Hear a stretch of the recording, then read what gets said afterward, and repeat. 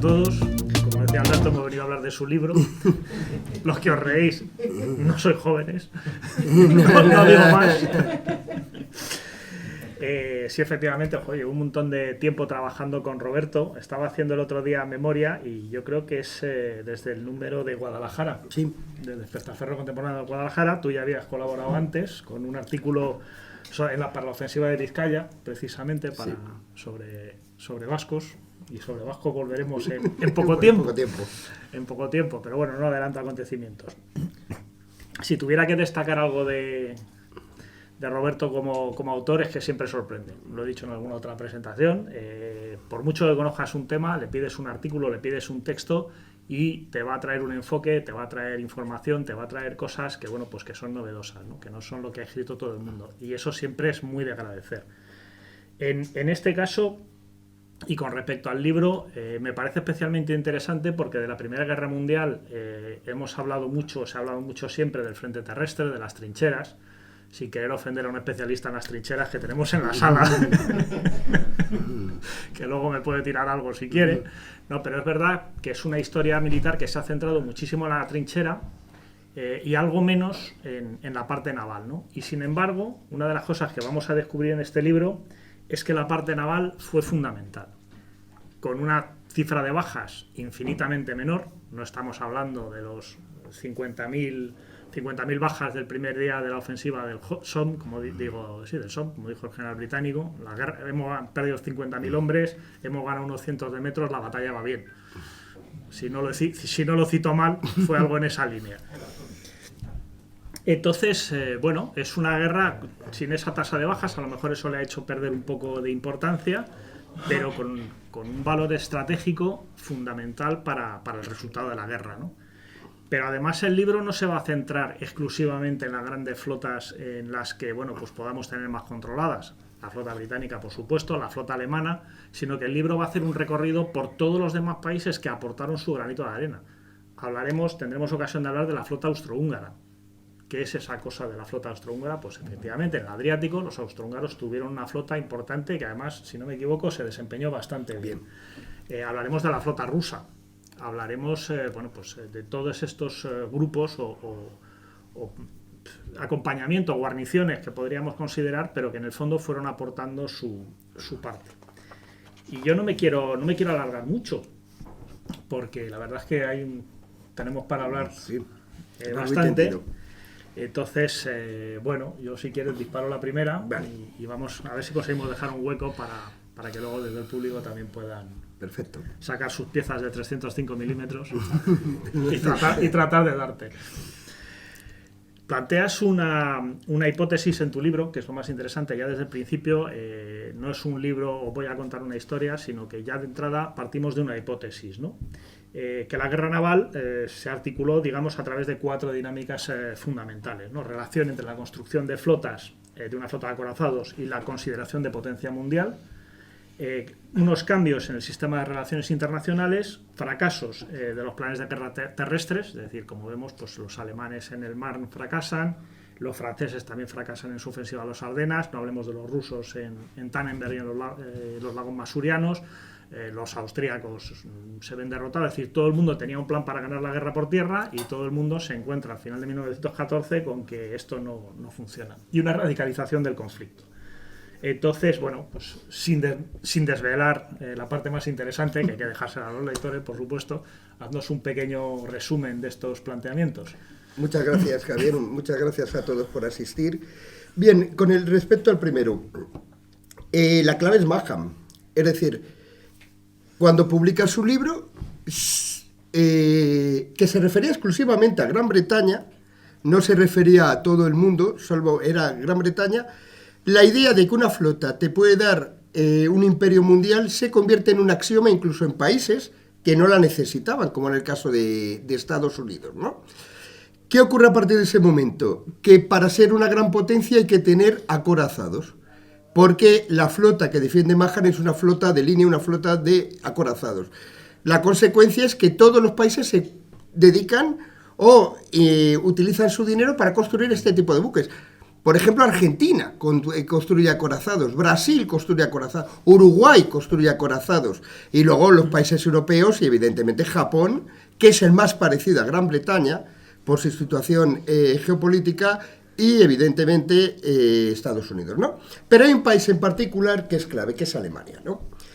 Alemania va a construir una flota. ¿Por qué construir una flota? Es un tema muy debatido.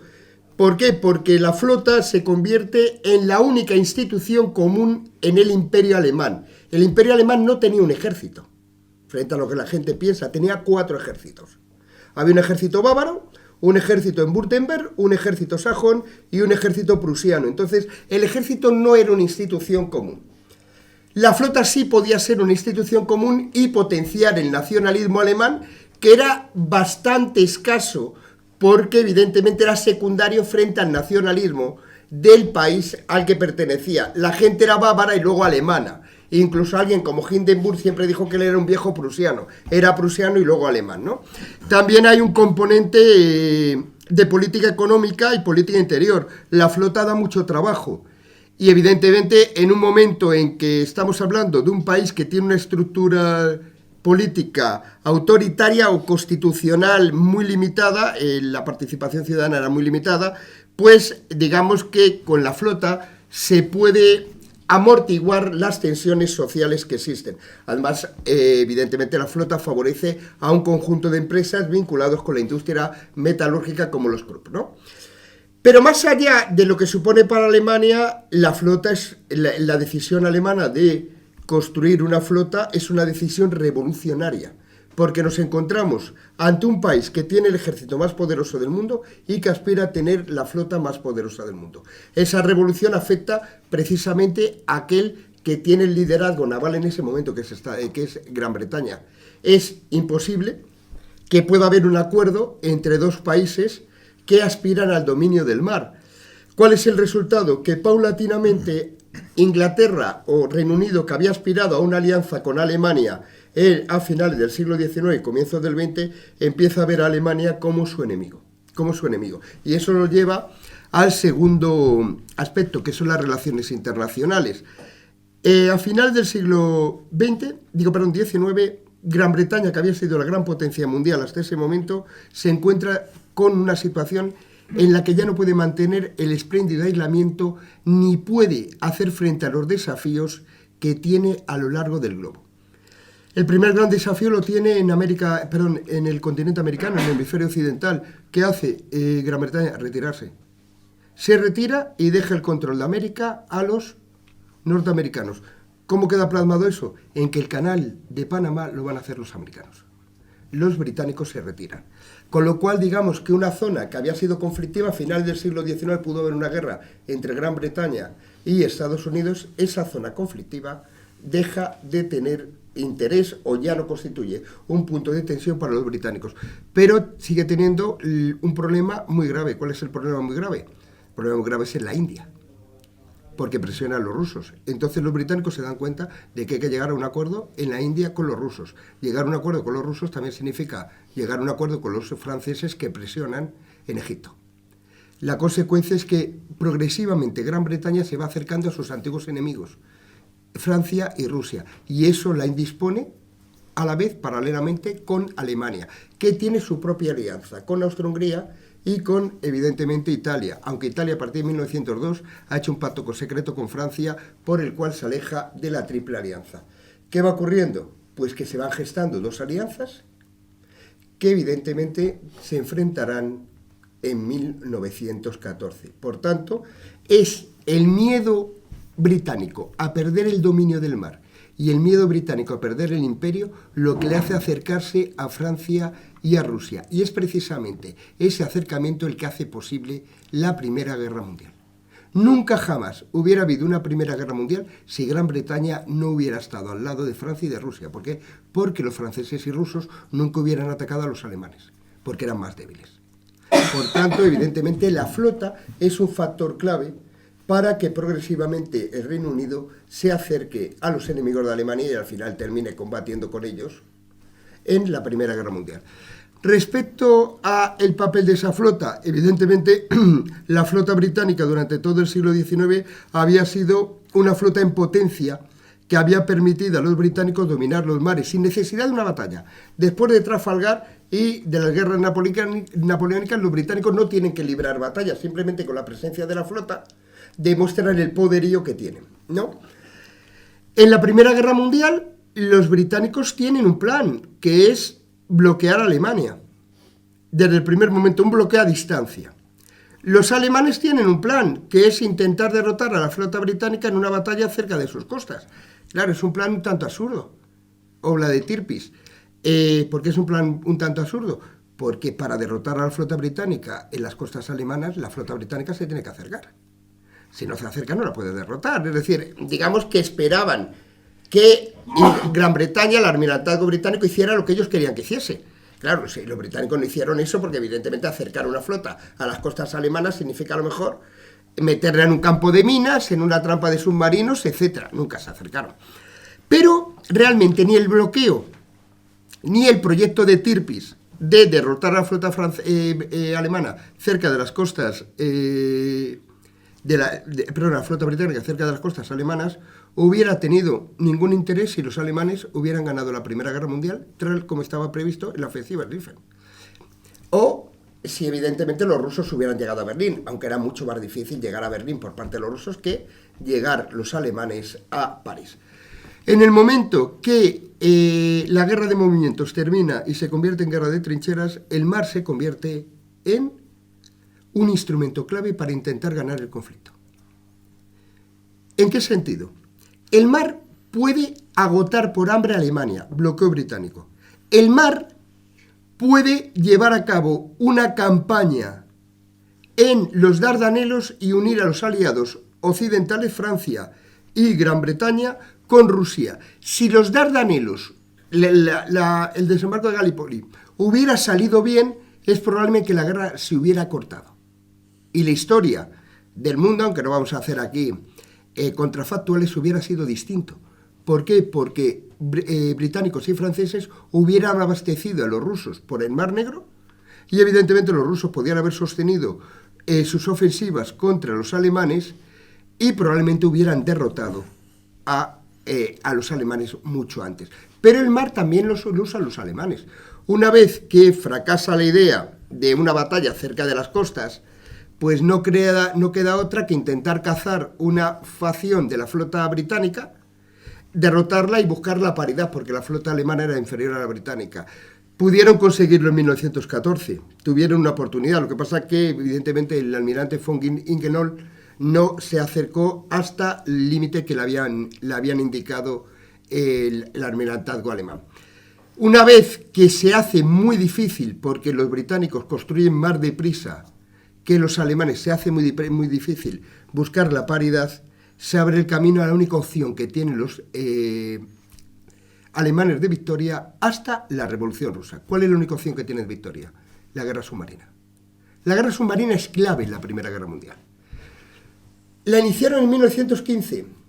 En 1915 probablemente podían haber ganado, aunque no tenían tantos submarinos. ¿Por qué? Porque los británicos no tenían tampoco medidas antisubmarinas. Sin embargo, la presión norteamericana le obligó al almirantazgo alemán a cesar esa campaña submarina sin restricciones. La iniciaron otra vez en 1916, pero la protesta norteamericana hizo que otra vez tuvieran que detenerla. Y cuando la iniciaron definitivamente en 1917, lo hicieron en el peor momento. No solo porque los británicos ya tenían mejores medidas antisubmarinas, sino porque restaba un mes para que estallara la Revolución Rusa. Ahí se demuestra que los alemanes no tenían un servicio de información efectivo. Si se hubieran esperado un mes, hubiera estallado la Revolución Rusa, hubieran buscado un acercamiento al régimen democrático y luego al régimen bolchevique, y los Estados Unidos no hubieran entrado en el conflicto. Pero fue el único elemento que les pudo dar la victoria a los alemanes. Y queda la consecuencia de todo lo que he dicho anteriormente. Dice Churchill en sus memorias que el fracaso de Gallipoli impidió mantener la guerra en unos términos razonables. Esto es muy importante. Hay que ser británico para entenderlo, no que los británicos sean más inteligentes que los demás, sino que es el modelo de guerra que habían tenido siempre los británicos hasta 1915, que era una guerra limitada, basada en el dominio del mar, y en la proyección de ese dominio en tierra. Los británicos son los maestros de la guerra anfibia, una vez que recogen el guante de los españoles. Son los maestros de la guerra anfibia. Y desde el siglo XVI, con Drake, y luego sobre todo en el siglo XVIII, con el general Wolfe y Molinox, crean toda una doctrina sobre la guerra anfibia. Eso les permitía tener una guerra o realizar guerras limitadas. Podían atacar en cualquier país del mundo sin movilizar los recursos, sin llevar a cabo una movilización total de sus recursos. ¿Qué ocurre? Que con el fracaso de Galípoli, la Primera Guerra Mundial se convierte definitivamente en una guerra total. ¿Qué implica una guerra total? En primer lugar, la movilización completa de los recursos de un Estado, lo que lleva, por ejemplo, a tener que pedir a las mujeres que trabajen en las fábricas porque los hombres están en el frente. En segundo lugar, ¿qué significa una guerra total? Una guerra total significa que la población no combatiente se convierte en objetivo. Se pueden hundir, evidentemente, transatlánticos, se pueden hundir buques mercantes. Si la gente se ahoga, son víctimas de guerra. Se puede hacer un bloqueo y, evidentemente, en ese bloqueo habrá gente que muera de hambre, incluso niños. En Alemania murieron niños de hambre porque estaban bloqueados y los británicos impedían la llegada de alimentos. Y, evidentemente, la guerra total lo que provoca, que es consecuencia de todo lo anterior, es que se necesiten nuevos consensos. Ahora, con la perspectiva de 100 años, podemos afirmar que igual que no sobrevivieron las monarquías de Alemania, de Austria y de Rusia como consecuencia de la derrota en la Primera Guerra Mundial, aunque lo de Rusia es otra cosa, si hubieran perdido la guerra los aliados, es probable que la monarquía hubiera caído en Gran Bretaña, hubiera caído en Italia y hubiera caído en, evidentemente, por ejemplo, Bélgica. ¿Por qué? Porque la situación de tensión social a la que se llegó durante la Primera Guerra Mundial probablemente no se alcanzó ni siquiera en la Segunda. Obligó a nuevos consensos que luego abrieron posteriormente en el periodo de interguerras el camino a lo que luego es el estado de bienestar, cuyas bases empezaron a ponerse en los años 20 y 30 en Europa occidental. Y me parece que contesta todo, ¿no? Yo creo que sí. Contesta todo. Pero tengo más preguntas. Vale. Precisamente en esta línea, un poco que comentabas al principio, hay una cosa que es llamativa, ¿no? Porque tradicionalmente, pues todos los que hemos pasado por la EGB, la Primera Guerra Mundial empieza por los sistemas de alianzas. Sí. O sea, la culpa es de los sistemas de alianzas. Si no hubiera habido esos enrevesados sistemas de alianza donde todo el mundo está juntado contra no sé quién, pues esto no hubiera pasado. Luego la situación ha ido evolucionando. Sí. Tuvimos a Christopher Clark en Sonámbulos, que es un libro estupendo, donde pone bastante responsabilidad en el ferrocarril, en los planes de movilización por ferrocarril, la rapidez necesaria y todo eso.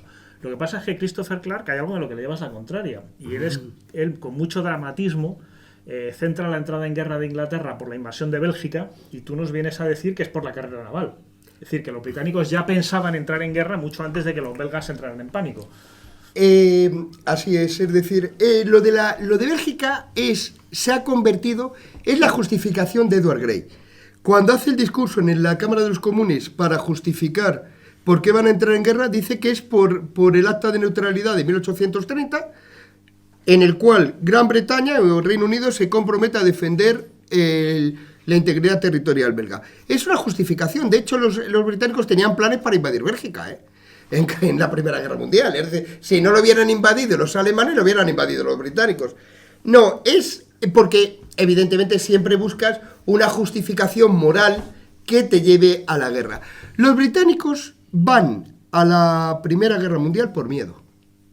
Miedo a perder el imperio, miedo a perder la hegemonía naval. Lo curioso es que ese miedo que le lleva a la Primera Guerra Mundial, pues no les sirve de nada, porque terminada la Primera Guerra Mundial pierden el imperio y pierden la hegemonía naval en la conferencia de Washington. Es decir, fueron a combatir para mantener imperio y flota y la hegemonía naval y las perdieron las dos en la Primera Guerra Mundial. No, los británicos van fundamentalmente a la guerra porque entienden que es más importante para ellos la amistad con Rusia, India, la amistad con Francia, que la posibilidad de ir a la guerra con Alemania. ¿Por qué? Porque Alemania se ha convertido en un rival. Entonces dicen, en 1914, ¿qué ocurre si no vamos a la guerra? Porque en el gabinete británico se rompe, porque la entrada en la guerra de Reino Unido es consecuencia de una serie de pactos secretos que tiene el ejército y la Royal Navy con los franceses, pero que no conocían la totalidad de los ministros. Esto es muy importante. Eran pactos secretos que no conocían. De hecho, cuando estalla, digamos que tanto Asquith, que era el primer ministro, como Churchill, que era primer lord del almirantazgo, saben que tienen que ir a la guerra por los pactos secretos, pero hay otros ministros que no. De hecho, la clave es Lloyd George. Si Lloyd George hubiera dicho que se retiraba del ministerio que tenía entonces, probablemente hubiera caído el gobierno británico y hubieran tenido otro problema con el tema de la guerra. También es cierto que los británicos van a la guerra porque tenían una guerra civil en ciernes. Siempre hemos entendido que el intervencionismo militar es una cuestión española o iberoamericana, de países, digamos, poco civilizados. En 1914 hay un motín en el ejército británico, porque se va a dar la autonomía a Irlanda, y hay un motín concretamente las tropas en Irlanda. De hecho, lo primero que hacen los británicos cuando estalla la Primera Guerra Mundial es mandar esas tropas a Francia, para que las maten y así no se vuelvan a amotinar más. Queda claro, empezando por quien dirige el motín, que es los Roberts de Kandahar, que era el jefe, el mariscal de campo, que era el jefe del Estado Mayor. Lo mandaron a las trincheras, ya era muy mayor, cogió una pulmonía y murió rápido. Bien, y ya no pudo, digamos, organizar más intentos golpistas. Entonces, digamos que ante esa tesitura, conflictos internos y acuerdos cerrados, tienen que ir a la guerra. Tienen que ir a la guerra. ¿Por qué? Porque entienden que si no van a la guerra, se pueden encontrar con un problema. ¿Cuál es el problema? Si gana Alemania, estarán fuera de juego en las relaciones internacionales. Pero si gana Francia y Rusia, los considerarán traidores por no haberles apoyado, y a lo mejor en esas circunstancias los rusos pueden presionar más seriamente la India y pueden tener más problemas los británicos en la que es su principal colonia. Entonces la decisión estaba echada mucho antes de 1914, mucho antes de que los alemanes invadiesen Bélgica. Los británicos tenían que ir a la guerra porque se habían enemistado con Alemania desde que se había iniciado la carrera armamentística, y además las tensiones que se habían producido a comienzos del siglo XX entre ambas naciones, y sobre todo porque, digamos, se habían jugado su destino en la amistad con Francia y con Rusia, porque eran claves para sostener su imperio. Esa es luego, que se pueda justificar con Bélgica, lo puede justificar con Bélgica perfectamente. De hecho, hay toda una corriente en la historiografía británica que encabeza Niall Ferguson, que dice que la gran desgracia de Inglaterra es haber participado en la Primera Guerra Mundial. Todos los problemas británicos vienen de la participación en la Primera Guerra Mundial. De hecho, la apuesta a que si no hubiera participado Inglaterra hubiera habido una victoria alemana, pero hubiera sido una victoria que nada hubiera tenido que ver con la de la Segunda Guerra Mundial. Se había creado una especie de Mitteleuropa, Europa alemana, pero como una Unión Europea. Claro, Ferguson es enemigo de la Unión Europea, que se hubiera creado la Unión Europea antes, ¿no? Pero no hubiera sido la tragedia que supuso para los británicos la Primera Guerra Mundial, que perdieron sus inversiones, entraron en una crisis financiera de la que probablemente nunca se han recuperado, y evidentemente perdieron la primacía naval. Vamos a ponernos técnicos un poquito, vale, si te parece. Sí, sí. Porque, bueno, toda esta carrera naval en ciernes, fundamentalmente entre el Reino Unido y Alemania, por los ingleses, que fueron unos caballeros, deciden poner el marcador a 0 y votar el Dreadnought. Sí. Entonces, el libro está lleno de Dreadnoughts y de pre-Dreadnoughts. Sí. Explícanos un poco en qué consiste esta distinción. Bueno, caballeros entre comillas. Son caballeros entre comillas porque el Dreadnought lo votan los ingleses, pero lo diseñan los japoneses, lo diseñan los italianos y lo diseñan los norteamericanos. Es decir, digamos que los británicos se adelantan a otros países que ya tenían en mente ese tipo de buque. ¿Cuál era la característica de ese tipo de buque? que era un buque monocalibre. Es decir, los acorazados hasta el Dreadnought, los pre-Dreadnought, se caracterizaban por tener 4 piezas de cañones de gran calibre, normalmente 305 milímetros, 12 pulgadas, que es un proyectil aproximadamente de 386 kilos, 386, 400, y luego tenían múltiples cañones de calibre medio. Podían llegar como mucho a 9 pulgadas en el caso de los Nelson británicos, que es el equivalente a 227 milímetros.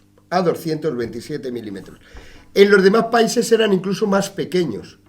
Los norteamericanos utilizaban 8 pulgadas, 203 milímetros, los alemanes 6 pulgadas, aunque ellos no utilizaban pulgadas, eran 150 milímetros. Estamos hablando de proyectiles que podían ir entre los 50 y los 120 kilos.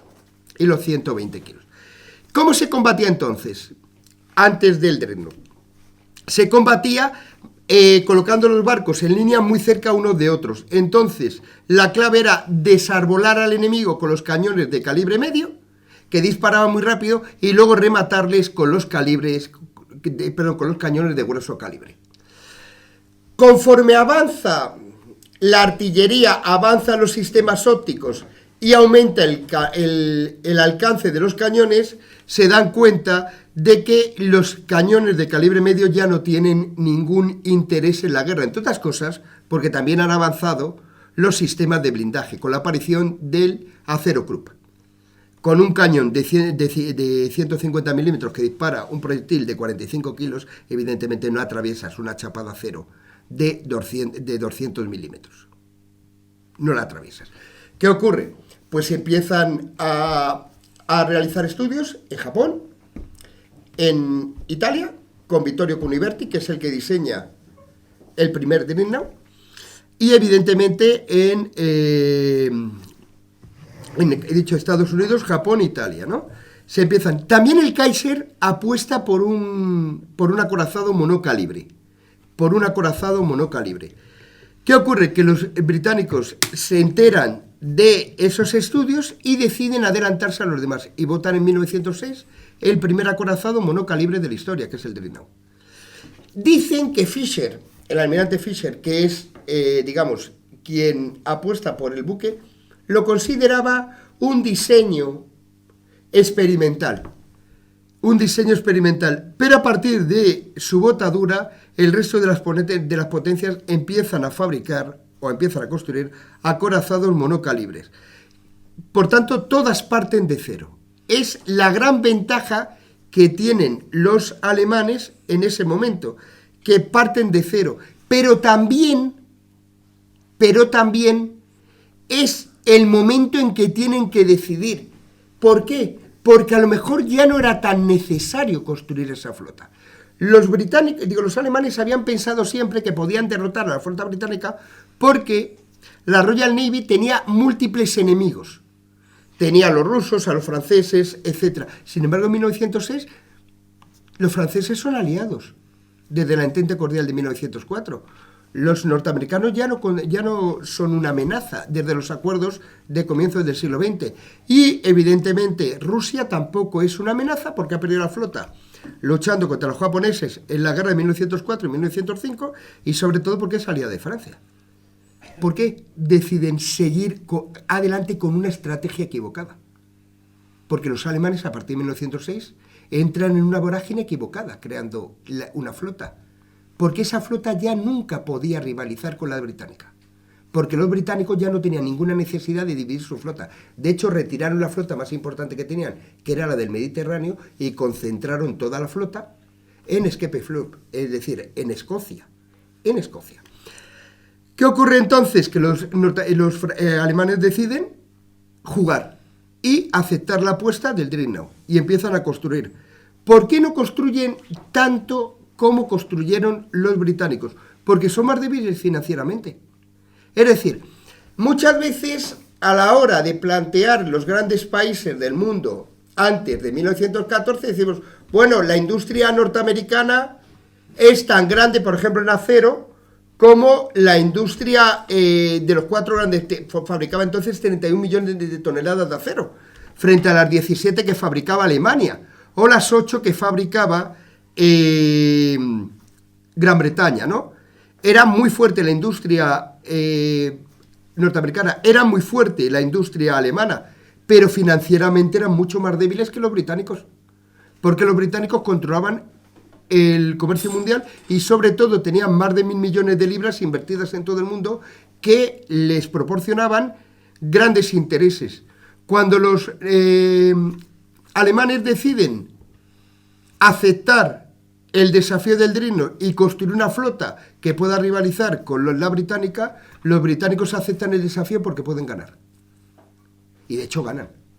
De hecho ganan. Aunque sea una flota nueva, ganan porque son más fuertes financieramente. De hecho, alguien tan inteligente como Albert Balin, que era el naviero más importante del mundo, dice al gobierno alemán que nunca van a ganar un desafío naval a los británicos porque los británicos son inmensamente más ricos que Alemania.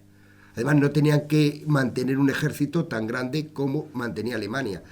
¿Cuál es el problema? La derivada no es que construya una flota que al final se demuestra cuasi inútil, hasta el extremo de que terminada la Primera Guerra Mundial, a Tirpitz, que es el almirante que, digamos, diseña esa flota y potencia esa flota, se le considera el sepulturero de Alemania.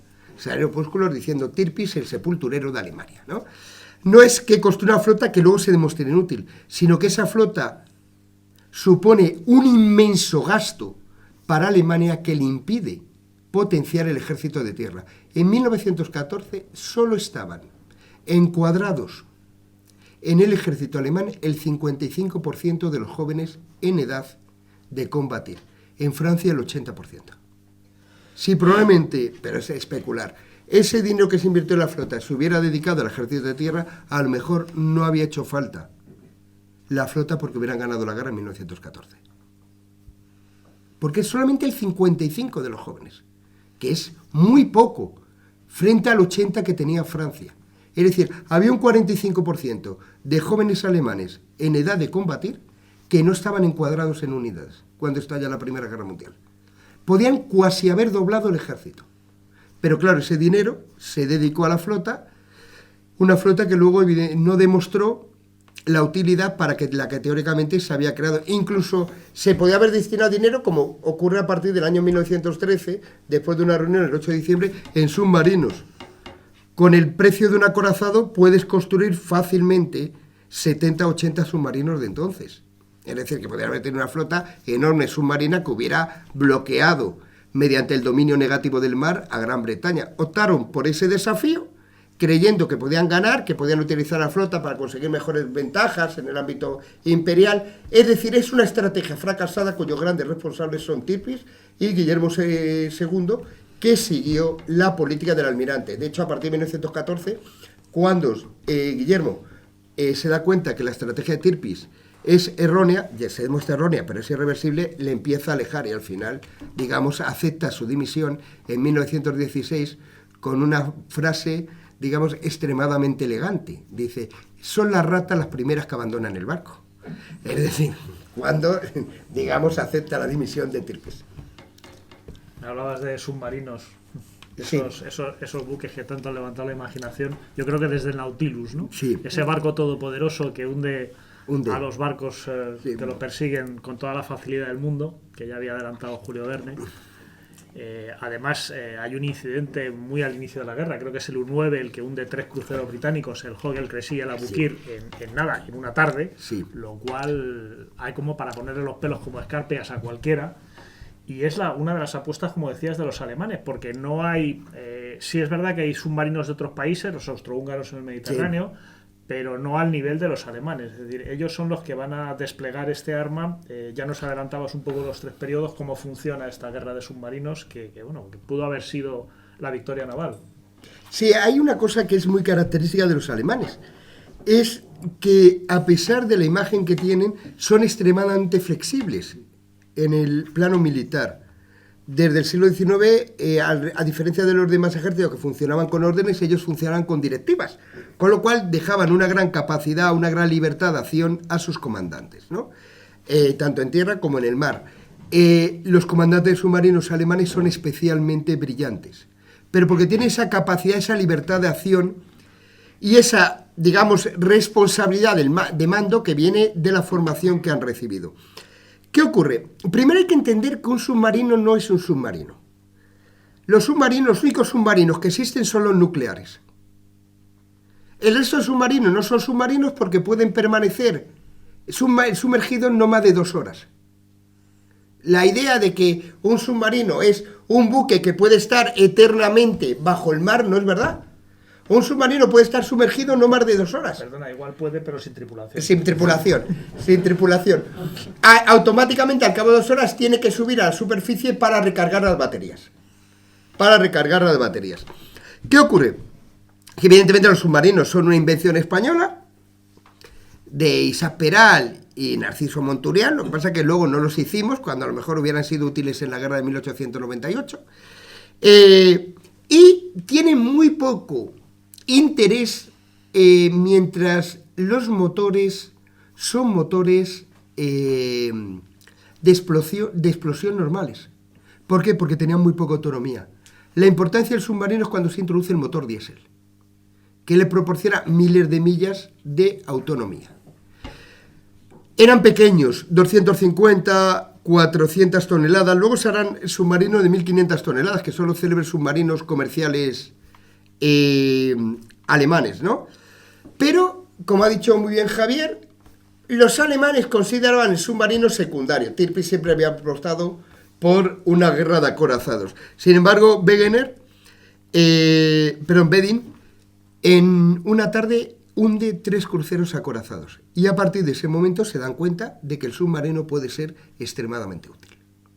Extremadamente útil. Y los alemanes empiezan a fabricar submarinos. ¿Qué ocurre? Como he dicho antes, la primera campaña submarina sin restricciones en el 15 les demuestra que pueden ganar la guerra.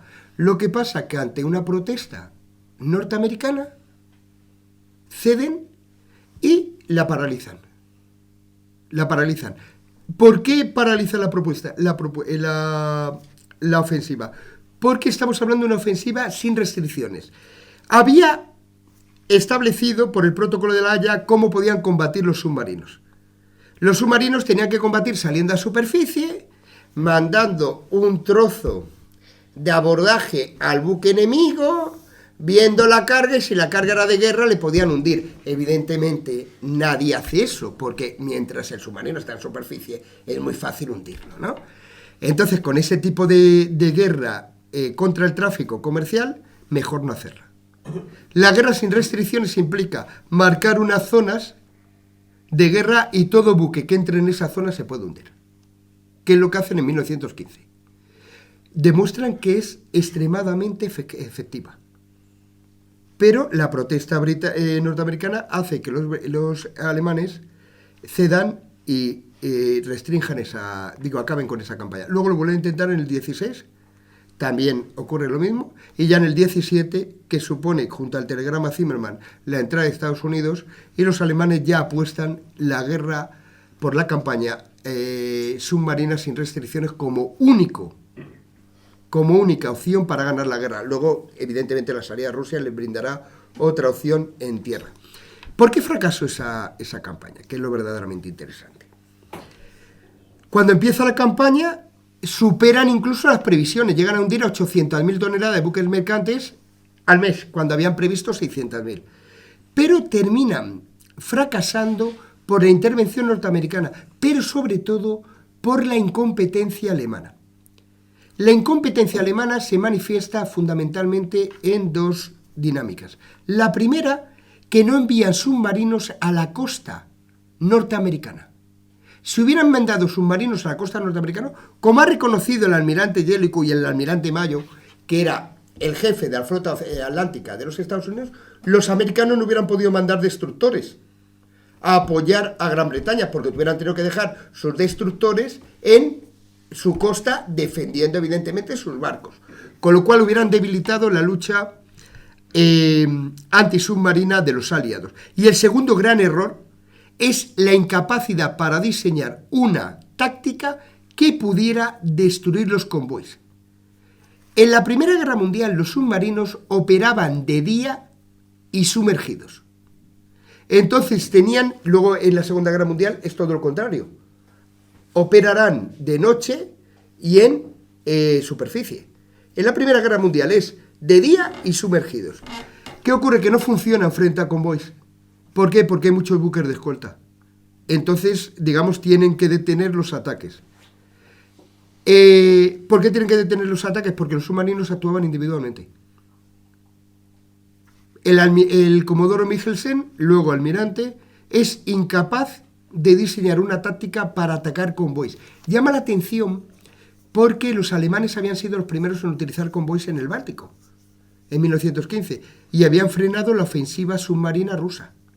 Entonces, digamos que con la experiencia que tenían, no fueron capaces de diseñar una táctica. Sin embargo, en el Mediterráneo, dos submarinistas, en motu propio, la iniciativa que caracteriza a los militares alemanes, decidieron atacar conjuntamente un convoy. ¿Cuál fue el resultado? Que hundieron el mayor buque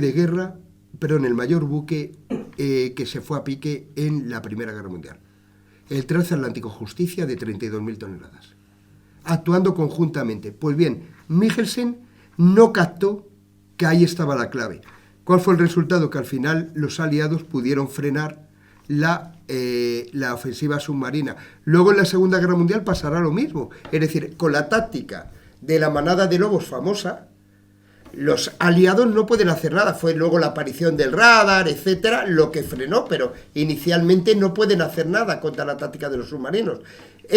Los submarinos, como ha dicho muy bien Javier, son probablemente los navíos de guerra más efectivos. Durante la Guerra de las Malvinas había un submarino argentino que operaba. Tiraron más de 2.000 sonoboyas a los británicos para intentar cazarlo. Y no lo cazaron. No lo cazaron. Y ahora pasa lo mismo. Es decir, construimos fragatas, construimos portaaviones, etcétera.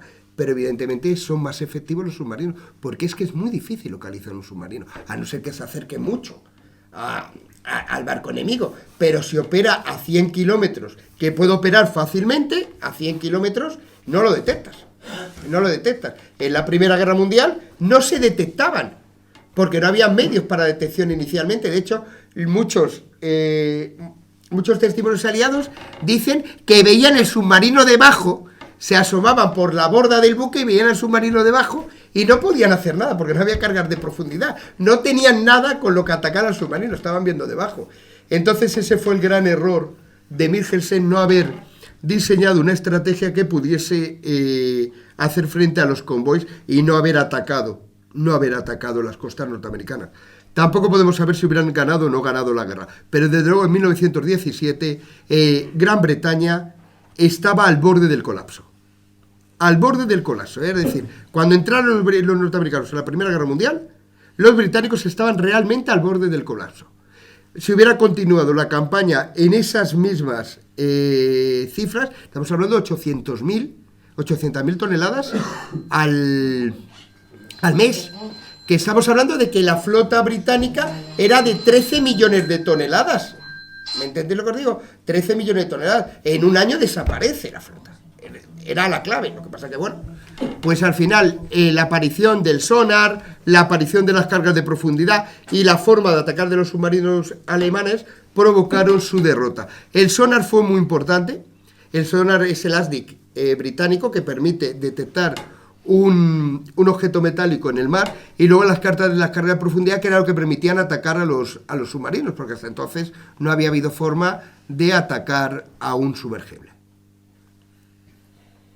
Podías insultarlos a ver si salían a Sí, pelear. no, pero no funcionaba, no solía funcionar. Hemos hablado de británicos y de alemanes. Hay que decir que el libro, aparte de unos capítulos iniciales donde vamos a conocer la situación, vamos a ver esa primera guerra de guerrillas naval con los cruceros alemanes repartidos por medio mundo, ya os lo dejo descubrir.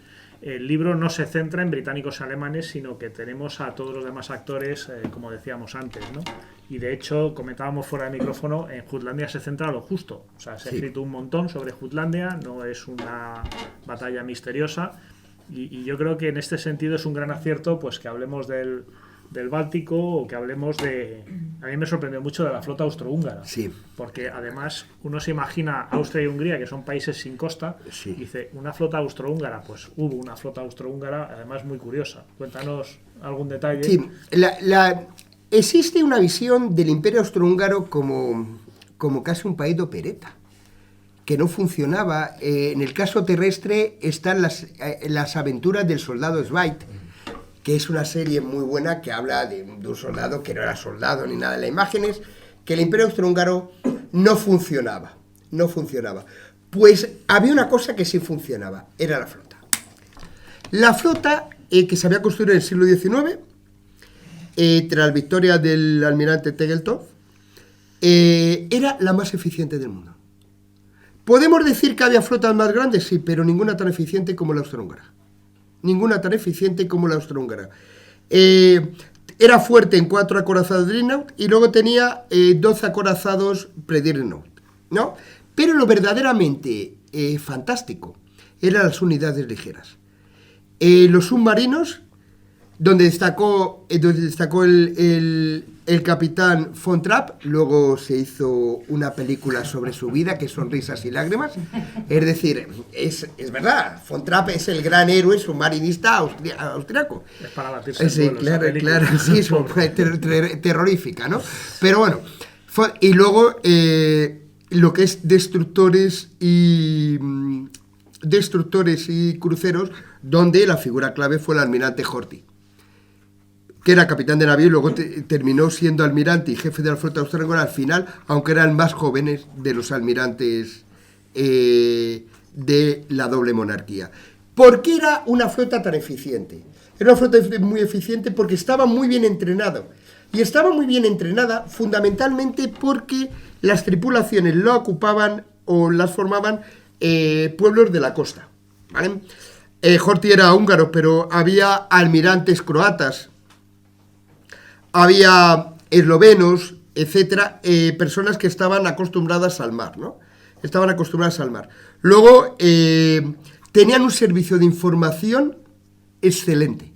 De hecho, destruyeron acorazados italianos en puerto italiano, porque tenían saboteadores. Y luego hay un tercer elemento que es clave, es decir, se enfrentaban con una flota en el Adriático que no era especialmente brillante, que era la flota italiana. Es decir, yo leí un informe de un almirante británico que decía que esta gente no está hecha para la guerra. Lo mejor es que cojan los barcos, los vendan, se compren carrillones y monos y se vayan por las ferias.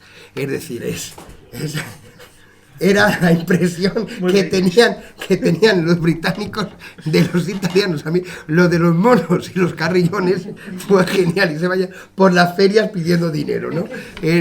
Es que la flota italiana era especialmente poco eficaz. Luego es cierto que las unidades ligeras, como la Segunda Guerra Mundial, sí fueron efectivas, las célebres lanchas torpederas, etcétera, pero digamos que como flota en potencia, era poco efectiva. Eso es lo que explica que, aunque le hicieran un barraje en Otranto para que no pasaran los submarinos pasaban.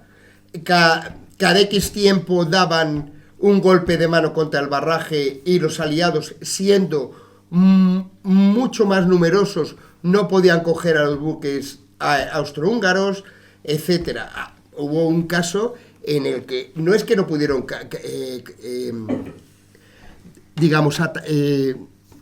hundir los buques austrohúngaros, es que los buques franceses e italianos terminaron chocando entre sí en alta mar y tuvieron bastantes problemas luego para volver a puerto. Es decir, es una flota muy, muy efectiva y es un factor revolucionario, que eso es lo verdaderamente importante. Halper lo explica muy bien. ¿Por qué es un factor revolucionario? Era un factor revolucionario con el que contaban los alemanes en 1914. Eran sus aliados. ¿Qué hubiera ocurrido si la flota austrohúngara se hubiera unido a los 6 Dreadnought que tenía Italia y al crucero de batalla que tenía Alemania en el Mediterráneo?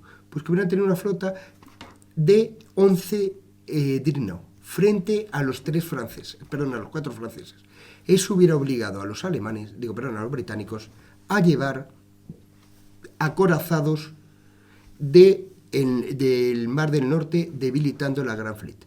Es decir, esa fue otra opción con la que contaban los alemanes. Luego salió mal porque los italianos se declararon neutrales, pero hubieran colocado en una situación muy, muy complicada a Francia, y hubieran colocado en una situación complicada a la Royal Navy, que tenía que haber mandado aproximadamente una escuadra de 8 acorazados para, buscar la igualdad con los franceses frente a sus enemigos. Son, aspectos claves en la Primera Guerra Mundial, que luego que no salieron como se pensaba, pero sí que es cierto que la situación hubiera podido complicarse mucho, porque además iban a actuar en Mesina. Y lo curioso es que los italianos habían dicho que el jefe de esa flota tenía que ser el almirante House, que era el jefe de la flota austrohúngara.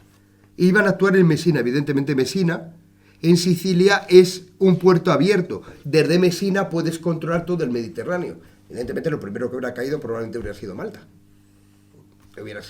Es decir, que hubieran colocado a los británicos en una situación muy delicada si esas 3 flotas hubieran actuado juntos. Porque en ese momento había 3 cruceros de batalla británicos en el Mediterráneo, pero eran los más viejos y eran muy débiles. No podían enfrentarse a los acorazados, ni siquiera al crucero de batalla Goeben, que era el que tenían los alemanes en el Mediterráneo. Ya para terminar, antes de ceder el testigo, sí me interesaba porque cada elemento en la Primera Guerra Mundial tiene su mitología, ¿no? Tenemos las trincheras con el barro, las ratas, las enfermedades, cada vez que asomabas la cabeza un poco y había un desgraciado enfrente intentando volártela, en fin, este tipo de cosas. Tenemos a los pilotos, los caballeros del aire, con todos sus problemas de soledad, de alcoholismo muy acusados y de drogas. En aviones que literalmente, sobre todo los primeros modelos, se les caían las alas, no es broma. Te encontrabas con la carlina del avión mirando a izquierda y derecha diciendo, bueno, pues ya está. En fin, todo este tipo de cosas. Y los marineros en los barcos, porque en el fondo te acercabas relativamente poco al combate, con poca frecuencia, pero vemos barcos literalmente volatilizarse en 1000 pedazos, perdiéndose toda la tripulación o casi toda. Entonces, ¿cómo era la vida de estos marineros y cómo se llevaba esto de decir, bueno, pues estoy aquí encajado, metido debajo de una torre y como me arreen, pues esto se puede acabar? Bueno, sí es muy distinta de la de los pilotos.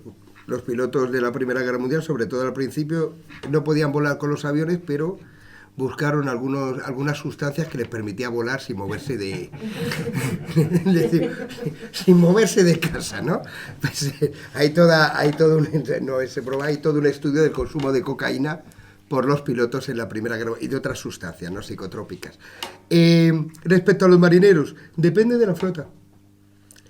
Quienes tenían tradición, como los británicos, se habían dado cuenta de que los marineros no pueden caer en la rutina, porque es el paso previo al motín. Por eso es curioso que en Scapa Flow, que era la principal base británica, en la Primera Guerra Mundial hubiera campos de fútbol, campos de rugby, etcétera, para que, se oxigenase. Entonces no hubo problemas de amotinamiento entre los británicos. Eran profesionales, sabían cuál era su función y evidentemente aceptaban la muerte. Es decir, la diferencia entre un barco y tierra es que en tierra te están disparando, pero de alguna manera te están disparando a ti. Pero en el barco, como teóricamente estás dentro de un navío o de un recinto acorazado, piensas que no te va a llegar el tiro, te llega igual. Es decir, la ventaja es que normalmente te pueden herir, pero cuando explota un barco tampoco es que te enteres mucho. Queda claro cuando explotaron los navíos, los cruceros de batalla británicos en la batalla de Jutlandia, no creo que se enteraran mucho los tripulantes de que habían explotado. Es la ventaja. El problema no es cuando combaten, el problema es cuando no combaten. Porque ahí sí que se entra en la rutina y eso puede ser muy peligroso. Como he dicho, los británicos tenían una tradición naval muy vieja y intentaban por todos los medios que no cayeran en la monotonía de los barcos. De ahí las prácticas de deporte. También la comida era mejor. ¿Qué ocurre con los alemanes y los austríacos? Son países muy jerarquizados, países con un fuerte componente autoritario, donde la oficialidad era de procedencia aristocrática. ¿Cuál era la consecuencia? Que en general trataba con bastante desprecio a los marineros. Pero el trato, y pasaba lo mismo con los rusos, el trato despreciable o despreciativo iba acompañada de un hecho que cada vez es más grave a medida que avanza el conflicto, que es consecuencia del bloqueo. ¿Cuál era ese hecho? Que los marineros comían fatal. De hecho, les daban una sopa que tenía algún trozo de salchicha y sobre todo nabos. Y eso es lo que comían. Por el contrario, la oficialidad seguía comiendo igual. Hay buques austrohúngaros donde el comandante del buque tiene a su mujer y a sus hijos en el buque. Lleva vida de familia en el buque y le traen la comida desde fuera. Comida lujosa. Los marineros comen nabos. En Alemania pasa lo mismo. Pasa lo mismo. Eso va gestando, germinando, además del maltrato, va germinando una situación de enfrentamiento que culminará en 1918 con los célebres motines que tienen lugar tanto en la flota austrohúngara como en la flota alemana. De hecho, ya en 1917 hay problemas en la flota austrohúngara cuando en un buque, dice el comandante, va el emperador Carlos I, el sucesor de Francisco José, a visitar el buque, y el comandante dice, vamos a dar 3 hurras por el emperador. Y los marineros, en vez de decir hurra, dicen Hunger. Hunger es hambre en alemán. ¿Vale? Porque están pasando hambre. El emperador hace como que no se entera, pero el comandante se ha enterado. Es decir, esos motines inicialmente provocan pues que se fusile a algunos de los responsables, etcétera, etcétera, etcétera. Pero luego ya en 1918 son imparables. Son imparables y terminan provocando la desaparición de la flota alemana y de la flota austrohúngara. En el caso de Alemania es bastante patética la actitud de los almirantes, que no se oponen ni hacen nada, salvo en un acabezado que es el König, que un grupo de oficiales, cuando van a arriar la bandera de guerra, se oponen y los disparan. Uno es el teniente navío Wolfgang Senka, que luego le dan nombre a un destructor de la Primera Guerra Mundial. Pero en el resto, los almirantes se apartan y salvan la vida. Luego dirán que es que tenían el recuerdo de lo que les había pasado a los almirantes rusos. Entonces, digamos que evitan que les fusilen. Lo más patético es el hermano del Kaiser, Enrique de Prusia, que era comandante jefe de la flota del Báltico, que se disfraza y huye en un camión. Queda claro diciendo, bueno, han fusilado a los romanos, a mí no me fusilan. Llama mucho la atención que personas que habían sido muy despreciativas con las tripulaciones, cuando empiezan los motines, se retiran, no intervienen, intentan pasar desapercibidos para que no les ocurra nada, salvo contadas excepciones que digamos que luego se les considera evidentemente como los únicos valientes que respetaron el juramento a la bandera. Pero ese es el problema fundamental en Austria-Hungría y en Alemania. Las condiciones de vida de los marineros. Por ejemplo, cuando los miembros de la US Navy visitaron un acorazado Viribus Unitis, les llamó la atención los camarotes de la tripulación, porque eran muy estrechos y no tenían ventilación. Eso no ocurría en los navíos de la US Navy. Les llamó la atención, decían, ¿cómo pueden vivir aquí si no tienen luz? Y son muy estrechos, no tienen ventilación. Eran increíbles las condiciones de vida que tenían esos marineros. A diferencia, las condiciones de vida de los británicos y desde luego de los norteamericanos eran infinitamente mejores. Eran infinitamente mejores que las de los imperios centrales. Y esa es una de las causas, evidentemente, de los motines. Y luego el hambre, etcétera.